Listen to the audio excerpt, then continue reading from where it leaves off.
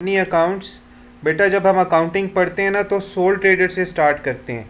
Soul trader के journal, laser, trial balance, फिर income statement और एसओएफपी बनाते हैं।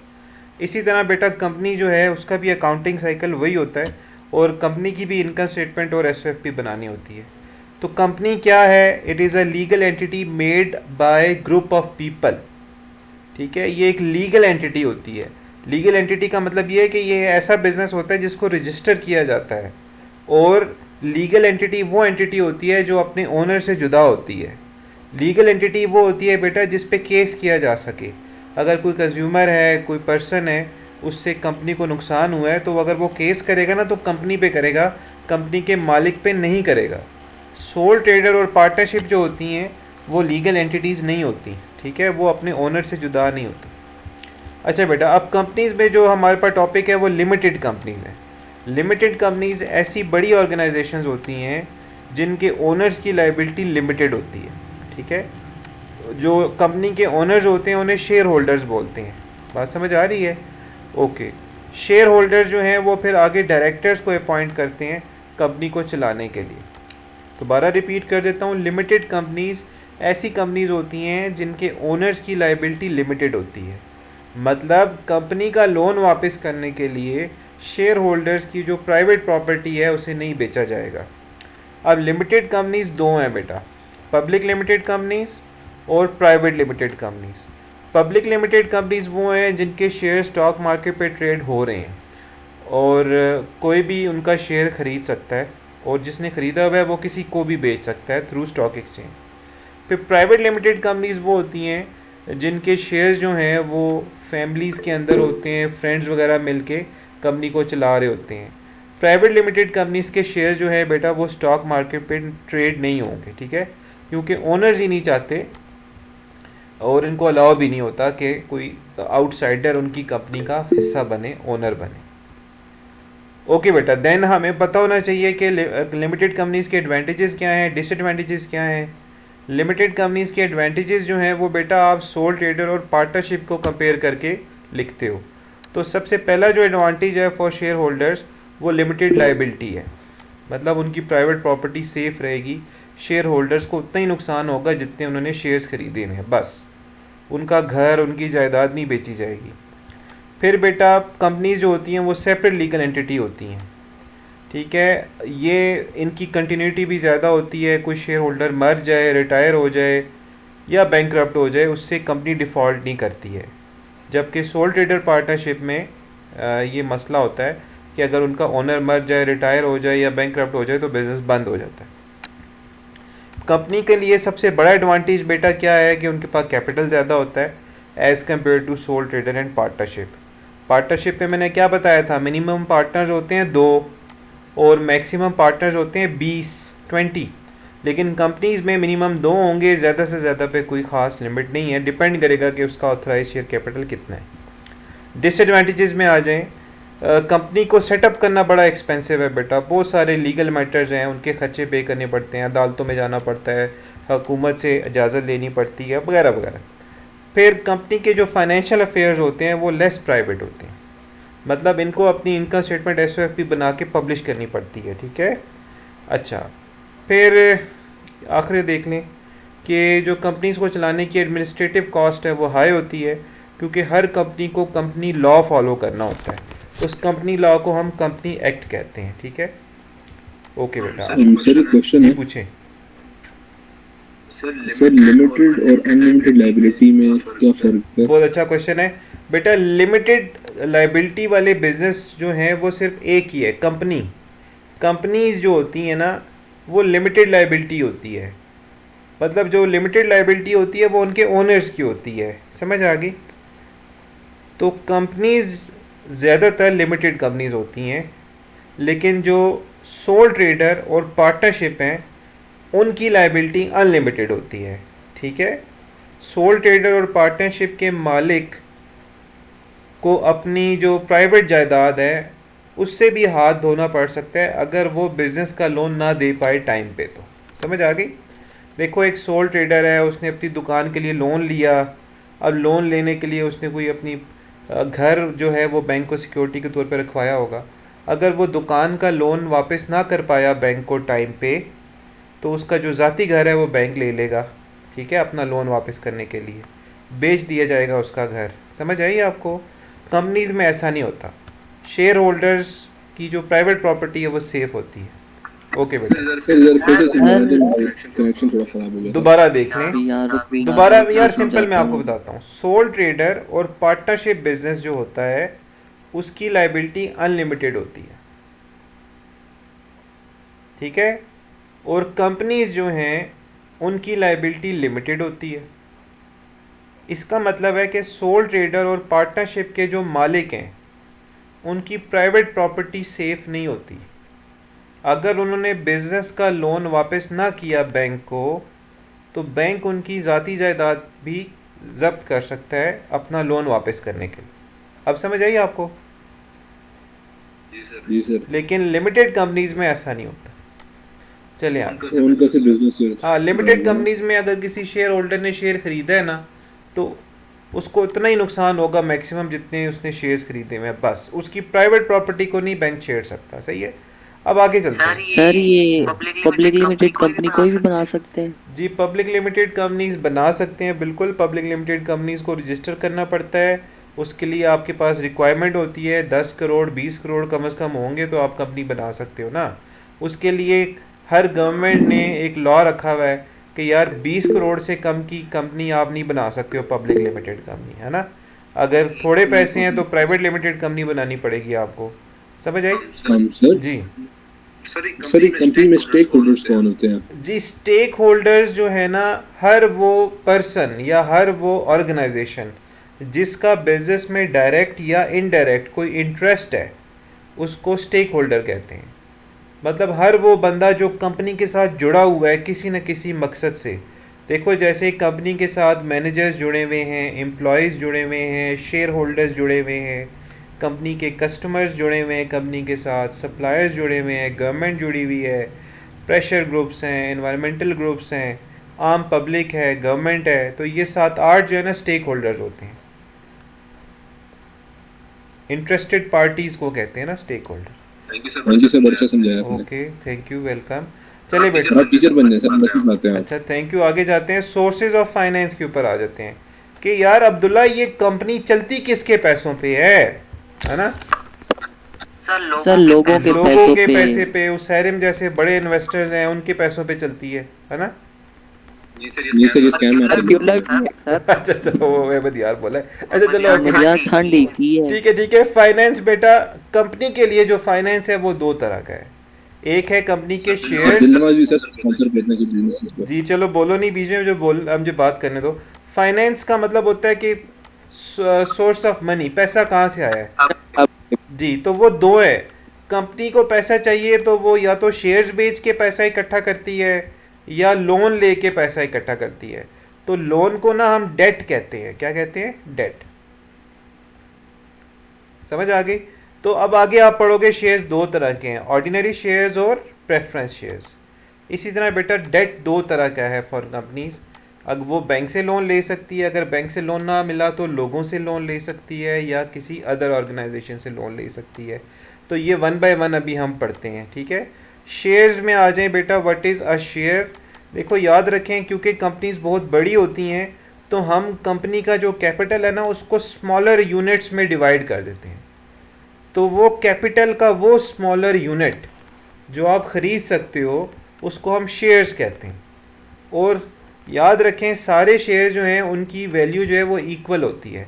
अगर एक शेयर $5 का है ना तो सारे शेयर्स $5 के होंगे। बात समझ आ रही है आपको? देखो इसका क्या मतलब हुआ। सोल ट्रेडर जो है उसकी एसओएफपी में एक कैपिटल होता है। पार्टनरशिप जो है उसकी एसओएफपी में उतने कैपिटल होंगे जितने पार्टनर्स होंगे।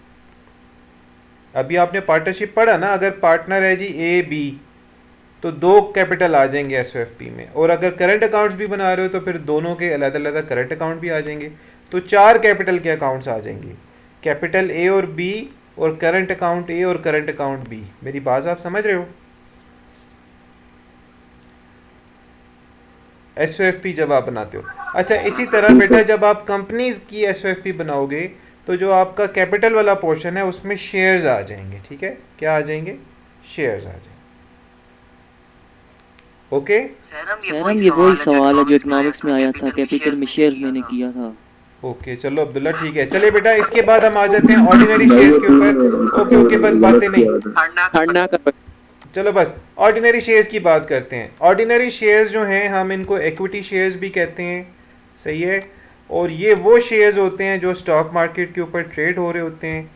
जो भी ऑर्डिनरी शेयर खरीदता है वो कंपनी का पार्ट बन जाता है या कंपनी की ओनरशिप का हिस्सा बन जाता है, हिस्सेदार बन जाता है। शेयर्स का मतलब होता है हिस्सा और शेयर होल्डर का मतलब होता है हिस्सेदार, है ना। ओके तो याद रखें जो ऑर्डिनरी शेयर्स हैं हर शेयर के पास एक वोटिंग पावर होती है, एक वोटिंग राइट होता है। अगर मेरे पास 5 शेयर्स हैं तो मेरे पास 5 वोटिंग राइट्स हैं। इब्राहिम के पास अगर 20 शेयर्स हैं तो इब्राहिम के पास 20 वोटिंग राइट्स हैं। हम ऑर्डिनरी शेयर्स की बात कर रहे हैं, बात समझ आ गई। ये वोटिंग पावर, ये जो वोटिंग राइट है वोटिंग राइट। ये किस लिए इस्तेमाल होगा, डायरेक्टर्स को अपॉइंट करने के लिए इस्तेमाल होगा, याद रखें, ठीक है। देखो हर साल एनुअल जनरल मीटिंग होती है और वहाँ डायरेक्टर्स को अपॉइंट किया जाता है फॉर 3 इयर्स या 4 इयर्स। तो 3 से 4 साल के लिए एक डायरेक्टर को अपॉइंट किया जाता है, समझ आ गई। तो वो डायरेक्टर की जो अपॉइंटमेंट होती है ना वो शेयर होल्डर की वोटिंग से होती है, बात समझ रहे हो आप। हम सर। जी जी सर जैसे डायरेक्टर्स अपॉइंट होते तो फाउंडर से क्या सीन होता है? यस देखो ये बड़ा अच्छा क्वेश्चन है इब्राहिम, आप बड़े टेक्निकल क्वेश्चन पूछते हो। देखो थैंक यू सर। देखो बात ये है बेटा, जो लिमिटेड कंपनीज होती हैं ना, स्पेशली जो पब्लिक लिमिटेड कंपनी होती है, पब्लिक लिमिटेड कंपनी के जो ओनर्स होते हैं ना, शेयर होल्डर्स उन्हें बोलते हैं, वो कंपनी से बाहर बैठे होते हैं, ठीक है। जो इन्वेस्टर्स हैं, जो शेयर होल्डर्स हैं, वो कंपनी के अंदर नहीं बैठे होंगे, वो कंपनी से बाहर बैठे होंगे। लेकिन कंपनी को चलाने के लिए उन्होंने डायरेक्टर्स को हायर किया होगा, मैनेजर्स को हायर किया होगा, जो at the end of the year report पेश करेंगे, इनकम स्टेटमेंट एसओएफपी बना के देंगे शेयर होल्डर्स को, ठीक है। लेकिन शेयर होल्डर्स उनके काम पे एतबार नहीं करेंगे, तो शेयर होल्डर्स फिर उनकी जो इनकम स्टेटमेंट और एसओएफपी है ना उनका ऑडिट कराते हैं पहले, फिर उसके ऊपर एतबार करते हैं। अब समझ आई आपको। हम सर के फाउंडर से फिर कोई से नहीं होती कंपनी के अंदर? तो वो वोटिंग राइट से होती है ना, जिसके पास ज़्यादा शेयर्स होते हैं उसी की मर्जी का डायरेक्टर लगाया जाता है ना फिर। सर तो क्या नाम है, कंपनी में कितने फिर वोटिंग शेयर्स होते हैं? 100 होते हैं, कितने नहीं होते हैं? नहीं देखो ना, अब वो हम आगे पढ़ेंगे ना। देखो अब आप ये समझ लो 10 मिलियन शेयर हैं जी एक कंपनी के, है ना। तो उनमें से मुख्तलिफ कंपनी खुद सेट करती है, किस तरह सेट होते हैं क्या वो? चीज़, जैसे ये फॉर एग्जांपल एक कंपनी के 10 मिलियन शेयर्स हैं, खुद सेट करेंगे हमारे 10 मिलियन शेयर्स जी होंगे। बेटा देखो सबसे पहले तो एक मिनिमम लिमिट होती है ना, वो तो कंपनी लॉ या आपकी गवर्नमेंट आपको बताती है ना। जी। फिर जितना आपके पास कैपिटल है वो गवर्नमेंट अलाउ करती है कि यार तुम इससे ज़्यादा कैपिटल रेज नहीं कर सकते, उसे ऑथराइज शेयर कैपिटल कहते हैं। वो अभी सारी बातें आगे डिस्कस करेंगे ना, प्लीज़ अभी फॉलो करें मुझे, ठीक है। चलो बेटा अभी हम पढ़ क्या रहे हैं, ऑर्डिनरी शेयर्स पढ़ रहे हैं। तो मैंने आपको बताया दीज आर द, अगर जो ऑर्डिनरी शेयर खरीद लेगा वो कंपनी का ओनर बन जाएगा, कंपनी का पार्ट ओनर बन जाएगा। तो ये शेयर स्टॉक मार्केट पे ट्रेड हो रहे होते हैं, इनका वोटिंग राइट होता है। वोटिंग राइट जो है या वोटिंग पावर जो है वो डायरेक्टर्स को अपॉइंट करने में मदद आपको मिलती है। आप सर एक और बात, जी घुमा फिरा के तो सीईओ ही जो है डायरेक्टर अपॉइंट कर होते हैं, क्योंकि कोई भी कंपनी अपनी नहीं 50% नहीं से ज्यादा शेयर सीईओ जो है वही तो, देखो मेरी बात सुनो, कंपनी में दो तरह के डायरेक्टर्स होते हैं, एक को कहते हैं एग्जीक्यूटिव डायरेक्टर्स और एक को कहते हैं नॉन एग्जीक्यूटिव डायरेक्टर्स, ठीक है। इन दोनों को अपॉइंट किया जाता है। एग्जीक्यूटिव डायरेक्टर्स वो होते हैं जो मैनेजर्स होते हैं, जो डेली ऑपरेशंस में हिस्सा ले रहे होते हैं। नॉन एग्जीक्यूटिव डायरेक्टर्स वो होते हैं जिनका मकसद सिर्फ मशवरा देना होता है, वो सिर्फ मीटिंग्स में आते हैं, बाकी पूरा साल नहीं आते। अब समझ आइए आपको। तो जो एग्जीक्यूटिव डायरेक्टर होता है ना, उनका जो बॉस होता है वो सीईओ होता है, मतलब जो पूरा बोर्ड होता है उस पर नॉन एग्जीक्यूटिव भी आते हैं लेकिन सब डायरेक्टर्स का जो बॉस होता है वो सीईओ होता है। अब समझ आइए, उसको भी अपॉइंट ही किया जाता है ना। तो बात वही है, वोटिंग के ज़रिए ही देखो यार, आप अपने एमएनए सेलेक्ट करते हो, फिर उन MNAs में से आगे मिनिस्टर बनते हैं, कोई वज़ीर आज़म भी बन जाता है। तो आपकी कंट्री का CEO कौन है? फरमान शरीफ जी शहबाज शरीफ है जी। आगे जाते हैं, चलो अब ऑर्डिनरी शेयर्स में आ जाए। ऑर्डिनरी शेयर्स वो हैं जो बेटा उनको हम डिविडेंड देंगे, उनको हम तब डिविडेंड देंगे जब कंपनी को प्रॉफिट होगा। ठीक है, उनको तब डिविडेंड दिया जाता है जब कंपनी को प्रॉफिट होता है। और दूसरा ये कि ऑर्डिनरी शेयर्स वालों को डिविडेंड हम तब देंगे जब हम अपनी कंपनी के सारे एक्सपेंसेस पे कर चुके हों और प्रेफरेंस शेयर्स वालों को भी डिविडेंड दे चुके हों। और किधर तो मैं कहना ये चाह रहा हूँ कि अगर प्रॉफिट कुछ बच गया, सब कुछ दे दिला के कुछ प्रॉफिट बच गया, तो फिर इन ऑर्डिनरी शेयर्स वालों को डिविडेंड दिया जाएगा। बातें गौर से सुने, मैं बड़ी इंपॉर्टेंट बातें आपको बता रहा हूँ। कनेक्शन थोड़ा अनस्टेबल हो गया। चलो ओके। फिर बेटा eight the time of winding up of the company, 80,000 कुछ भी 80,000 जी, जब बेटा कंपनी वाइंड अप हो रही होती है, कंपनी बंद हो रही होती है, तो ऑर्डिनरी शेयर होल्डर्स आखिरी लोग होते हैं जिनको पैसा वापस मिलेगा। जब कंपनी बंद होती है ना, तो पहले पैसा किसे मिलता है? लोन प्रोवाइडर्स को। फिर किसे मिलता है? प्रेफरेंस शेयर होल्डर्स को। फिर इसी तरह बाकी चीज़ों को बाकी लोगों को देते हैं।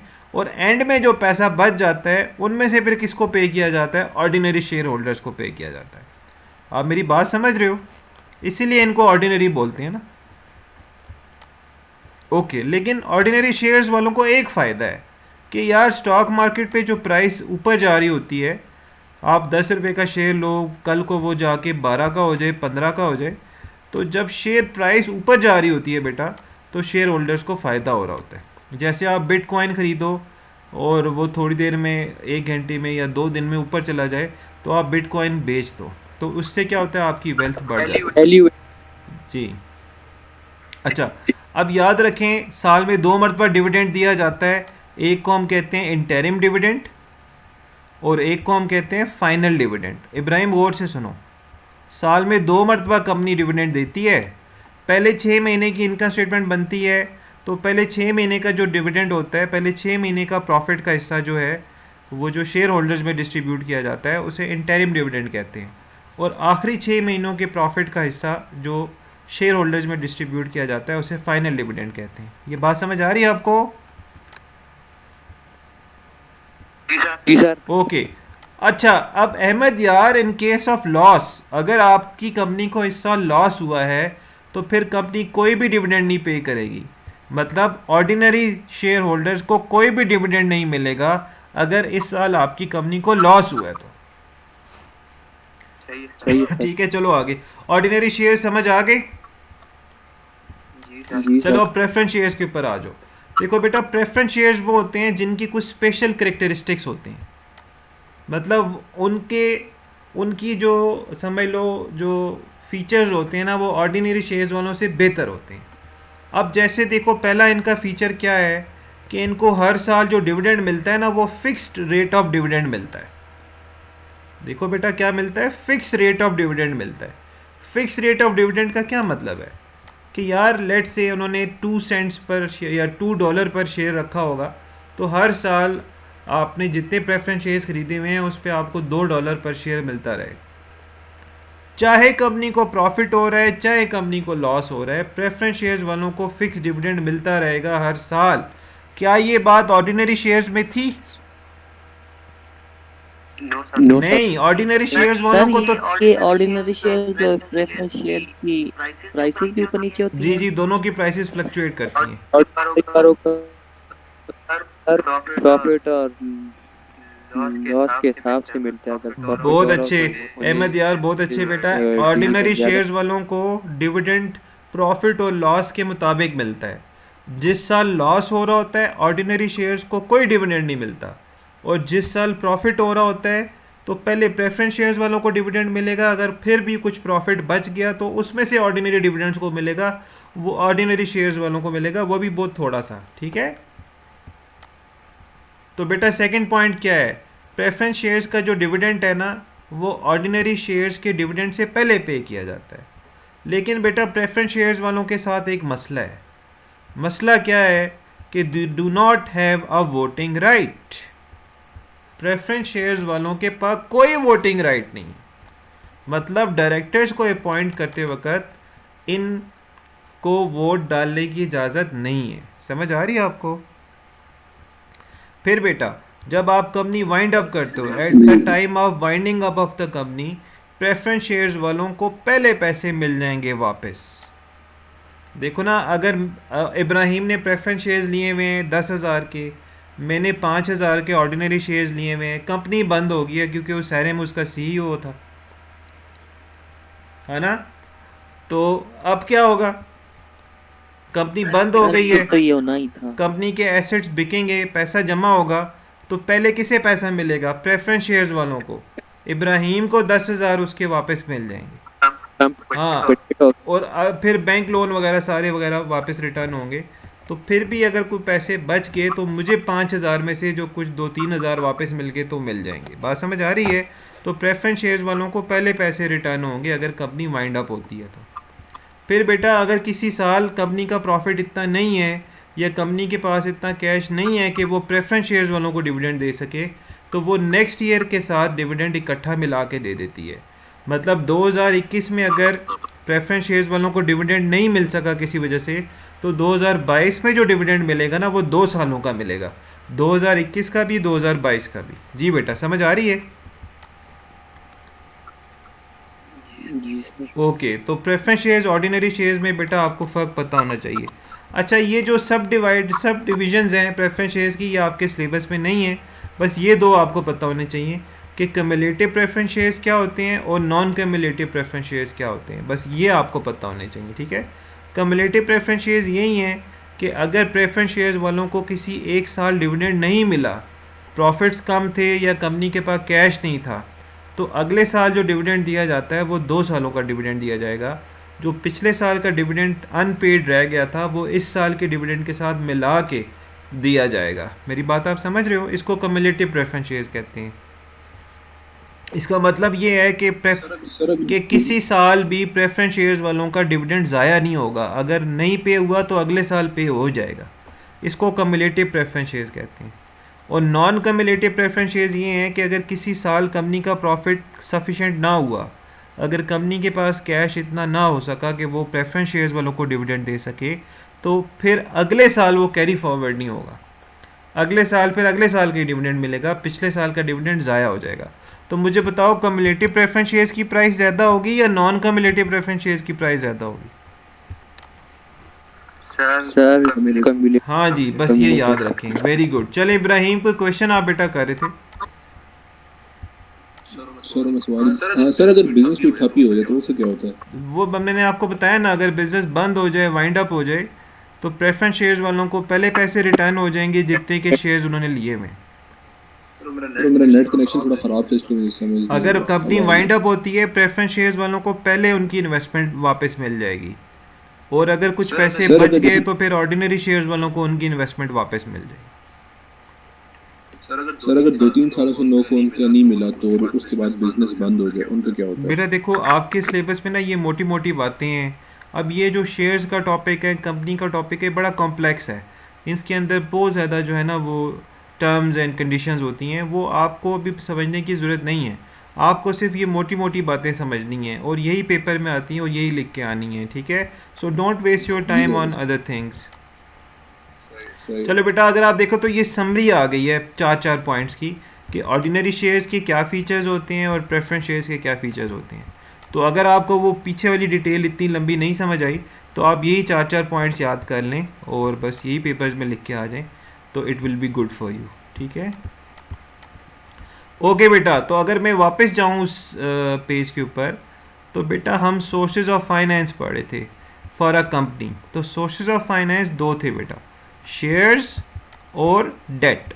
कि कंपनी ने अपने बिजनेस को चलाने के लिए जो पैसा इकट्ठा करना है, या तो वो शेयर्स बेच के इकट्ठा करना है या वो लोन लेके अपना पैसा इकट्ठा करेगी। लोन को डेट भी कहते हैं। अब शेयर्स जो वो बेचेगी ना, वो 2 तरह के होते हैं। ऑर्डिनरी शेयर्स जिनका वोटिंग राइट होता है, जिनको डिविडेंड आखिर में मिलता है, अगर कंपनी वाइंड अप हो जाए तो इनको आखिर में पैसे मिलेंगे। और दूसरे प्रेफरेंस शेयर्स हैं, इनको फिक्स डिविडेंड मिलता है हर साल ऑर्डिनरी शेयर से पहले डिविडेंड मिलता है और कंपनी वाइंड अप हो जाए तो ऑर्डिनरी शेयर से पहले पैसे वापस मिलेंगे। ऐसे ठीक है? ओके, अब हम डेट में आ जाते हैं। डेट का मतलब होता है लोन। डेट उस फाइनेंस को कहते हैं जिस पे हर साल फिक्स इंटरेस्ट देना हो। डेट उस फाइनेंस को कहते हैं जिस पे हर साल फिक्स इंटरेस्ट देना हो। तो कंपनी ने अगर डेट रेज करना है, लोन लेना है, तो पहले तो वो बैंक के पास जाती है, बैंक से लोन लेती है। अगर बैंक से लोन लेके फिर भी उसके पास पैसे कम पड़ जाएं तो वो लोगों से लोन ले लेती है। तो लोगों से जो लोन लिया जाता है तो उसको डिबेंचर्स कहते हैं, इसको बॉन्ड्स भी कहते हैं। अच्छा, डिबेंचर्स का दूसरा नाम है बॉन्ड्स। अभी आगे डिस्कस करते हैं इसको। चलो जी, अब हम ज़रा डिबेंचर्स को डिस्कस कर लेते हैं। These are long term loans carrying a fix rate of interest. बेटा ये लॉन्ग टर्म लोन्स होते हैं। लॉन्ग टर्म लोन्स का मतलब है 10 साल, 15 साल, 20 साल के लोन्स होते हैं। डिबेंचर जो होते हैं बेटा सर्टिफिकेट्स होते हैं। देखो मैं आपको एग्जांपल देता हूँ। नेस्ले कंपनी है, उसे पैसे चाहिए तो वो डिबेंचर्स बेच रही है। तो मेरे पास पैसे पड़े थे कोई 50-1 हज़ार, तो मे भी मेरी ख्वाहिश होती है चलो मैं डिबेंचर ले लेता हूँ नेस्ले के। तो नेस्ले के डिबेंचर्स ख़रीदने का मुझे क्या फ़ायदा होगा?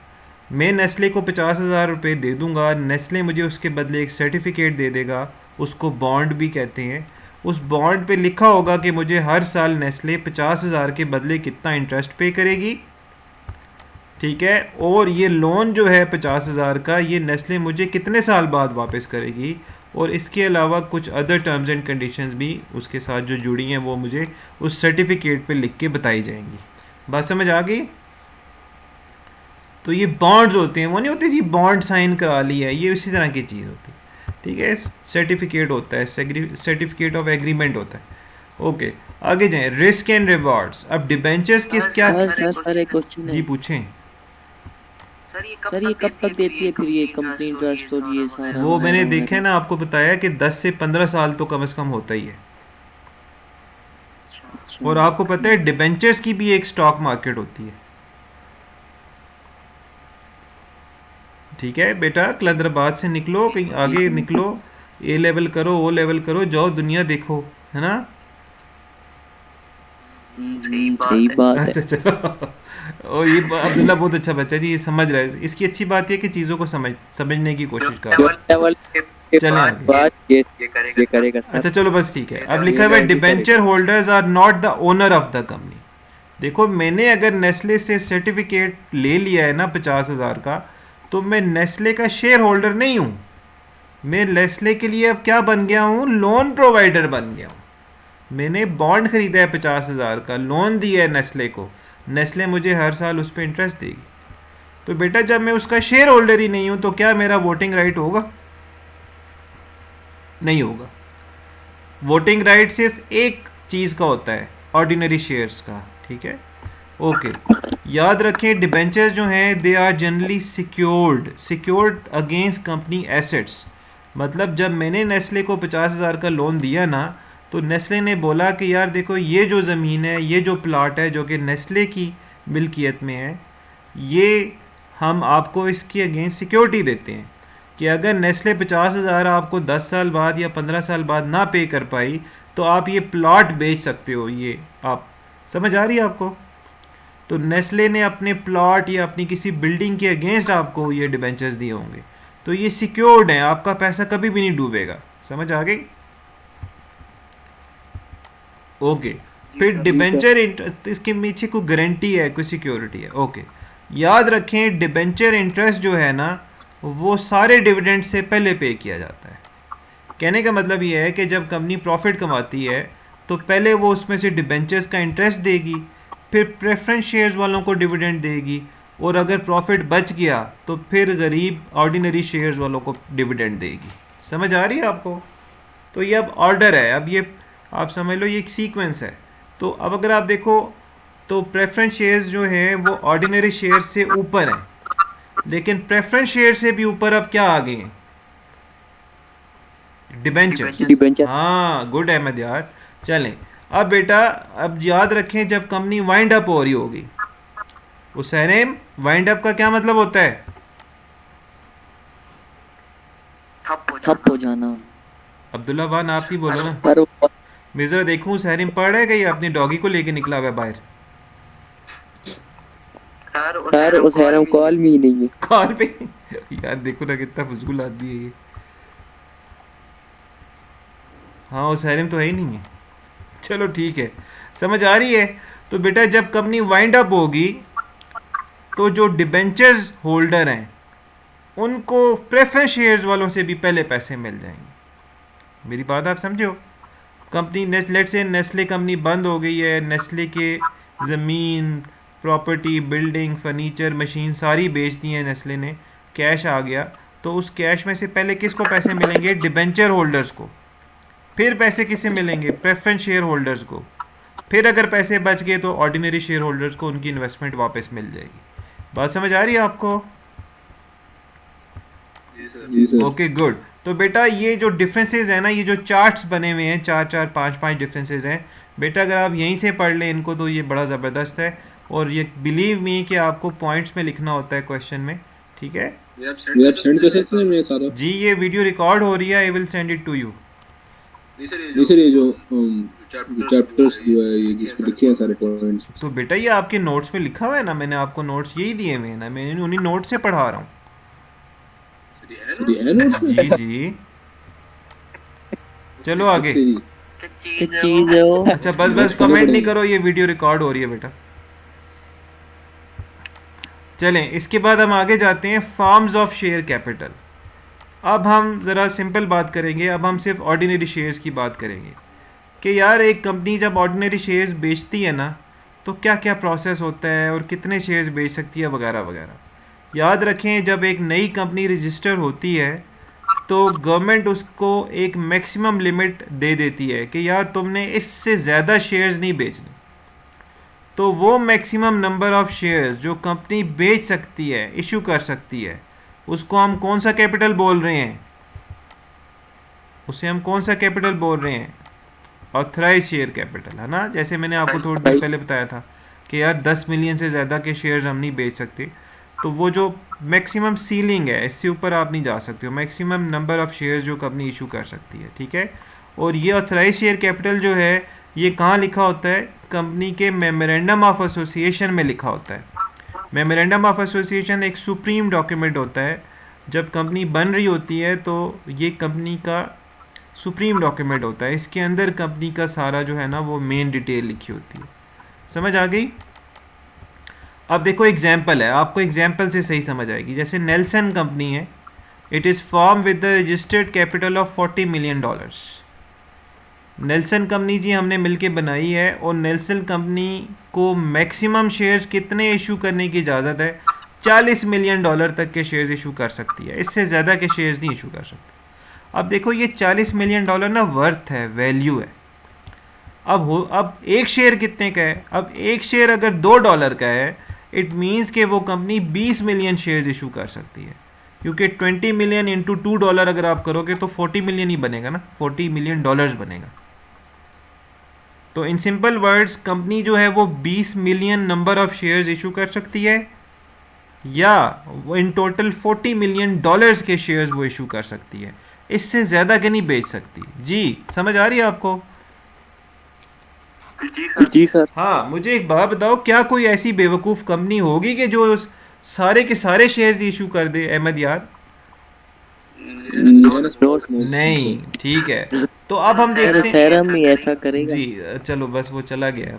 अब देखो बेटा, अब हम ये देखते हैं कि कंपनी जो है उसने आउट ऑफ 40 मिलियन, अब हम इसी नेल्सन को फॉलो करेंगे, आउट ऑफ 40 मिलियन उस कंपनी ने अभी तक कितने शेयर्स इशू कर दिए हैं, ठीक है जी। अब देखो 20 मिलियन नंबर ऑफ शेयर्स हैं, तो अब कंपनी ने सोचा जी चलो अब हम शेयर्स बेचते हैं, तो इशूड शेयर क्या होगा? देखो एग्जांपल देखो, कहते हैं out of $40 million authorise share capital, Nelson company has issued 15 million shares with nominal value of 2 each.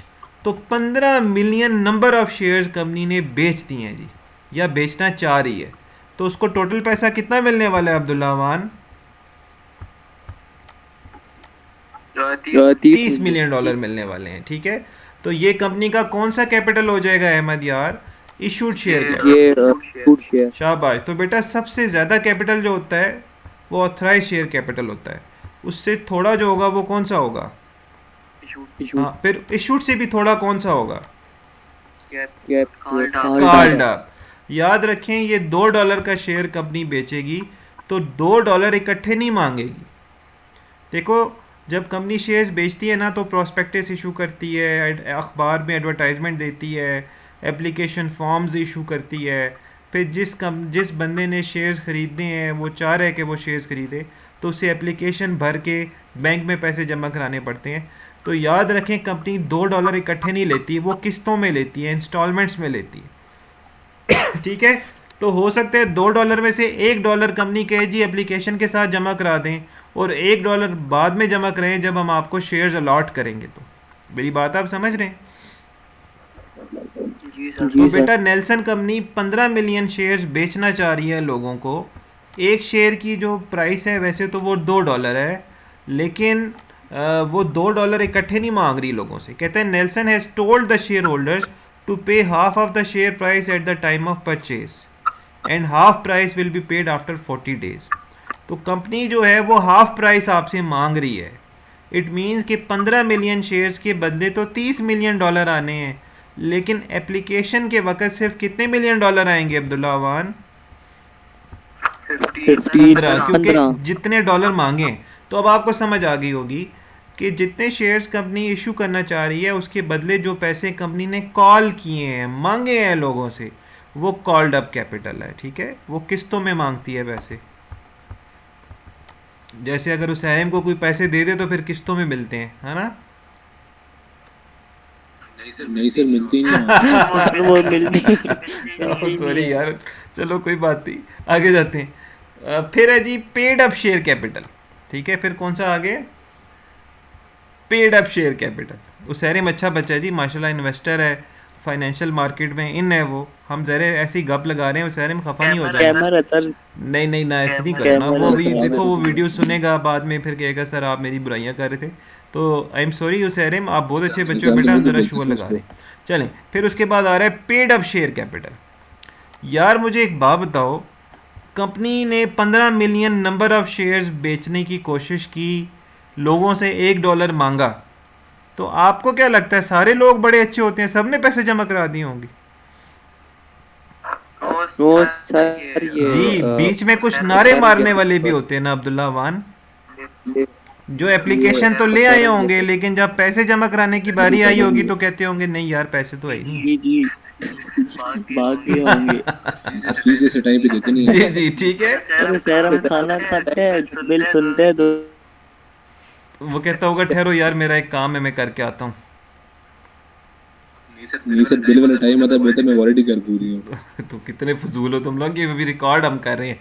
उस सारे में कोई बात नहीं बेटा, इनकी बातें नहीं सुनना, आगे जाओ।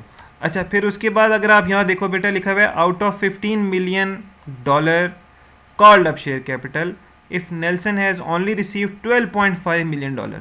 तो यार आपको लगा कि 15 मिलियन शेयर्स के बदले $15 मिलियन हमें मिल जाएंगे, ऐसा नहीं होता। सारे लोग अच्छे नहीं होते, लोग बेवकूफ़ होते हैं या वहमी होते हैं, वो शेयर्स नहीं खरीदते। तो आपने $15 मिलियन का सोचा था कि कॉल्ड अप कैपिटल $15 मिलियन आएगा, 15 million number of shares multiply by $1, लेकिन पता चला जी पैसे तो सिर्फ 12.5 मिलियन आए हैं। तो पेड अप कैपिटल बेटा कम होता है। आपको मेरी पूरी बात समझ आ गई? तो ये 4 फॉर्म्स ऑफ शेयर कैपिटल हमने पढ़े हैं। पहले है बेटा authorise share capital, maximum number of shares जो कंपनी बेच सकती है। फिर इशूड शेयर कैपिटल, कि वो उन मैक्सिमम नंबर्स में से अभी कंपनी ने कितने बेचने चाहे हैं या कितनी कंपनी बेचना चाह रही है। फिर जो कंपनी शेयर्स बेचना चाह रही है उसके जो पैसे हैं वो इंस्टॉलमेंट में लेती है। तो जो इंस्टॉलमेंट्स कंपनी ने कॉल कर दी हैं कि जी जमा कराएं पैसे, जो भी शेयर्स खरीदना चाहता है, तो वो कॉल्ड अप कैपिटल है। फिर जितने लोगों ने एक्चुअली पैसे जो जमा करा दिए हैं, जो most probably called up capital से कम ही होंगे, वो आपका बेटा पेड अप कैपिटल आ जाता है। ठीक है, तो अगर हम देखें तो ऑथराइज शेयर कैपिटल $40 मिलियन था, इशूड शेयर कैपिटल $30 मिलियन आया, कॉल्ड अप कैपिटल $15 मिलियन आया, और पेड अप कैपिटल $12.5 मिलियन आया। आपको समझ आ रही है ना बेटा? जी सर। चलो बस एक ये एग्जाम्पल 1 सॉल्व करते हैं, बस फिर आज का लेसन वाइंड अप करेंगे, ठीक है। ओके, मैं ज़रा इसकी अलाइनमेंट ठीक कर दूँ फिर आगे चलते हैं। ठीक है जी, चलो ये अब क्वेश्चन है हमारे पास एक, वो कह रहे हैं जी XYZ limited was formed with the right to issue 1,80,000 ordinary shares of $5 each. कि XYZ कंपनी बनी है और उसका राइट है कि वो 1,80,000 तक के शेयर्स बेच सकती है। 18 लाख ठीक है बेटा, तो हम कैसे निकालेंगे ये? सर 18 लाख 18 लाख है ये? नहीं यार, 18 लाख तो नहीं है, 1,80,000। 1,80,000। जी जी, 1,80,000। यार तो बेटा हमारा ऑथराइज शेयर कैपिटल कैसे आएगा? 1,80,000 शेयर्स तो ज्यादा डला हुआ है ना। मल्टीप्लाई बाय डॉलर, अच्छा बोलो नहीं ना, $5। ठीक है, तो हमारा ऑथराइज शेयर कैपिटल कितना आ जाएगा? मेरे ख्याल से 9 लाख आ जाएगा, है ना। 9 लाख है। ठीक हो गया। चलो अब हम देखते हैं इस 1,80,000 शेयर में से कंपनी ने अभी तक कितने इशू किए हैं। तो कहते हैं out of which it has issued 1,40,000 shares. Very good. चलें जी, अब क्या करेंगे? तो अब हमारा इशूड शेयर कैपिटल आ रहा है, लेकिन हाँ जी ठीक है, ओके। तो अगर हम सर ये बन रहा है हमारे पास 7 लाख। 5 के साथ मल्टीप्लाई करेंगे जी बिल्कुल ठीक है, तो ये $5 से मल्टीप्लाई करें। कुछ बुक्स में यहाँ पे वो डिफरेंट प्राइस लेता है, लेकिन आप अपनी आसानी के लिए इसी तरह करें जिस तरह मैं आपको बता रहा हूँ, ठीक है। तो ये इशूड कैपिटल आपके पास आ गया 1,40,000 शेयर मल्टीप्लाई बाय $5। ठीक हो गया बेटा। चलो अब वो क्या कहता है, none of the shares issued और फुली पेड अप, मतलब $5 हम पूरे नहीं ले रहे, हमने सिर्फ लोगों से कितने डॉलर्स मांगे हैं एक शेयर के बदले? $4 मांगे हैं। तो जो इशू कर रहे हो उसी के अगेंस्ट मांगे हैं ना। तो 1,40,000 शेयर्स आप बेचना चाह रहे हो जी। अब इसको इसके अगेंस्ट जो आपने पैसे कॉल किए हैं ना वो $4 किए हैं। देखें बेटा ये क्या आता है? 5,60,000 जी 560। ठीक है बेटा, गुड, एक मिनट। तो ये आ रहा है जी आपके पास 5,60,000। ठीक है, याद रखें जो कॉल्ड अप कैपिटल होगा उसमें नंबर ऑफ शेयर्स वही लेने हैं जो इशूड कैपिटल में है, ठीक है, इशूड शेयर कैपिटल में। चलें जी आगे वो क्या कहता है, on 10,000 of the shares no payment has been received. कि यार 1,40,000 1,40,000 शेयर्स जो आप बेचना चाह रहे हो उनमें से 10,000 शेयर्स के ऊपर पैसे ही कोई नहीं मिले, है ना। तो फिर आपको कितने शेयर्स के बदले पैसे मिले होंगे बेटा? सर 1,30,000। वेरी गुड, शाबाश, बिल्कुल ठीक है। तो हमें जो पेमेंट मिली है ना बेटा वो 1,30,000 शेयर्स के अगेंस्ट मिली है। और कितनी पेमेंट मिली होगी? $4। 5,20,000। शाबाश। तो हमारा जो पेड अप कैपिटल है वो 5,20,000 है। नाउ अब बड़ा इंपॉर्टेंट क्वेश्चन है, मैं आपसे पूछता हूँ जब हम XYZ लिमिटेड जो कि ये कंपनी है इसकी SOFP बनाएंगे तो कैपिटल के सामने कितने पैसे लिखेंगे? सर ये 5,20,000। 52,000। जबरदस्त जबरदस्त। तो जो एक्चुअली पैसे आपको मिले होते हैं ना वो आपने SOFP के ऊपर लिखने होते हैं। ये उसमें लिखेंगे कैपिटल के सामने SOFP में ये वाली वैल्यू लिखेंगे, ठीक है बेटा। Thank you very much. यहाँ तक इसको सॉल्व करें, हमने 10 पेजेस माशाल्लाह कवर कर लिए हैं इस चैप्टर के। ठीक है, इंशाल्लाह we will follow this routine, और बाकी भी जो इसका रिकॉर्डिंग है वो करके मैं फिर आपके साथ शेयर करता हूँ, ठीक है। सही है सर। कल क्लास होगी? मैं देखूंगा, आपको बताऊंगा। चलो ओके बेटा, थैंक यू, अल्लाह हाफिज़। हाफिज़।